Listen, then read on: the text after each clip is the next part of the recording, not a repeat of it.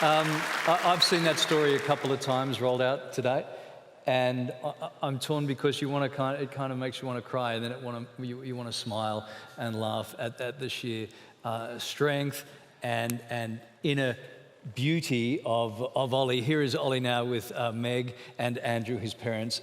Hello, Ollie. Meg, we love that piece, and we're loving Ollie because it represents so much of what we're doing here today and what people commit to the Good Friday Appeal all year round. It's one thing for us to ask you if Ollie can be the face. It's another thing for you to say yes. So what was involved in that decision for you to go, okay, you know, we need people to understand Ollie's story and maybe that can apply it to their own situation? I think for us, when we found out about Ollie's condition, we hadn't seen too many other kids who had lower limb amputations or upper limb amputations. And so for us, it was about giving back to the hospital, but also helping other parents who might have been in a similar situation and knowing that all of our children are perfectly fine and they're resilient and strong. Yeah. Andrew, how do you want us to feel when we look at that? Because I'm looking across at the guys here, and everyone's getting a bit teary there, right? But you want us to find strength in this story, don't you? Yeah. If you were to put long pants on Ollie today, and you didn't know his story, you wouldn't know any different. Yeah. And I think there's a lot that we take from that, and there's a lot that the hospital have given us in that. The Limb Difference Clinic that we meet on at least a 6-month basis consists of not only surgeons and prosthetists, but mental health workers and physiotherapists, and that whole team is really about making sure that Ollie can lead the same life that his brother can lead, or any other kid out there, whether they've got a limb difference or not. Meg, that was a highlights reel. We were seeing the good stuff, right? We were seeing Ollie run down the corridor and bowl those pieces over, but there are tough times too. Yeah. Of course. I think there are. His surgery was certainly a fairly tough time. At the time, he was 18 months, so very little, and that was a bit hard to manage, and he would often wriggle out of his casts. So we were at the hospital around 2 times a week getting a new cast for him. So the support that we've received from the staff there has just been incredible. And they would always blow bubbles for him and make it really comfortable. It must be hard for you to describe to people, Andrew, just how good they are there, really. And because it becomes a second home, it becomes a second family, or on some days it might even seem closer to you than your normal family.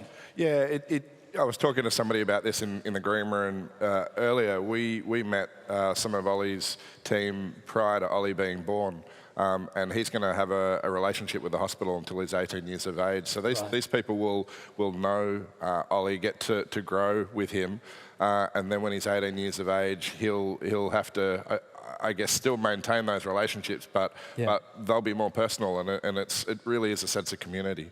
Okay, and Meg, what are those next? So we were talking 14 years. What do those next 14 years look like for Ollie?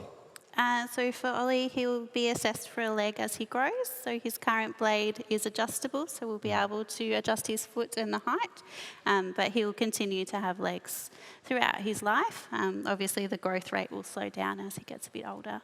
He will have an assessment just to make sure that he's growing in the right direction and all of his muscles and bones are lining up as well. Okay. There may be 1 or 2 more surgeries depending on how his development and how his growth goes, but that's why we meet with the hospital so regularly, just to stay on top of it. Now, Ollie's had a heck of a day, so we're right at the end of Ollie's day, right? He just needs to go to sleep now. I have one question before he goes off. Does he have a favourite dinosaur that's on there? He does. Which is your favourite one, mate? The T-Rex? Yeah, that's what I figured. That guy? This one. He's going to have an incredible collection by the time he's 18. He does. Most people watching tonight, we'd love to think would be donating at one point or another. But what are you saying to people now who are, I think everyone's going to chip in and help. But what do you just say to people to go, okay, let's dig deep tonight, let's make a difference? I think Ollie's story, we wouldn't be here without the support that we've gotten from everybody who's donated in the past and who continues to support the hospital. We're so thankful for everything they've done for us and for everything they've done for friends and family and all the other children that have been helped. Yeah, and Andrew? Yeah, I think I'd like to echo that. It's not just how they've helped us and helped Ollie. We know kids that have come through from interstate.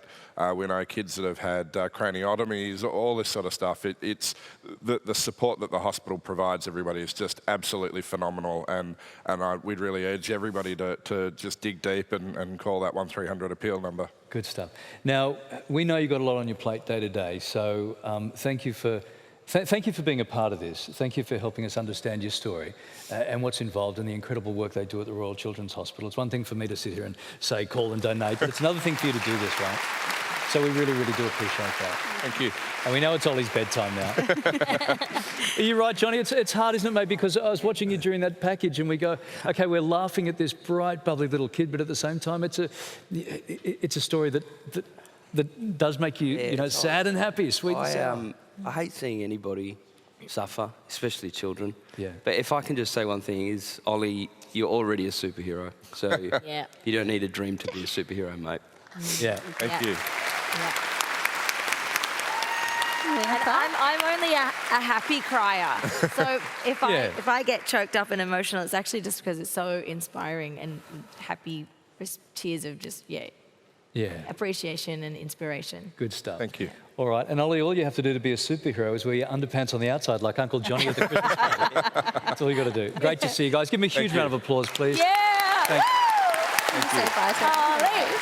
Well done, Ollie. Good stuff, Ollie. That's been a long day, hasn't it, buddy? Yeah. Oh, he's ready to go. He's ready to go to bed. Ollie wants a chocolate, I think. He does. Yeah, He does. Yeah. Really does. Go on, have one here. Oh, just before bedtime, you'll love it. Yeah, that's You right. want two? Oh, you want to choose your own? Sorry, mate. You want a little one? What's a little one? He's being sensible, Johnny. He's being sensible. Good boy. Well done, buddy. So Say thank you. sensible. They're all... Oh, sorry, buddy. DJ, you're very welcome, mate. Very welcome. Oh, yeah, you're welcome. Just give away Uncle Larry's chocolates. Give away. Who comes out. You get one too. Come on, it's Super Yeah, Ollie. Ollie can It's have one, super so Ollie. can I. It's super Ollie. Thank you very much, guys. Thanks for Thank coming you. in. One more round of applause for them, Wave, guys. Ollie. Thank you. Megan Andrew and the face of the Good Friday Appeal. Ollie, Super we're all Ollie. here for you. Ollie, Super Ollie, thanks, buddy. everyone's here for you, Ollie. Ollie, Ollie, Yeah. Ollie, Ollie, Ollie, Ollie. Okay. Now you got a great video for Ollie's 21st. Okay. Now, kids like Ollie really, really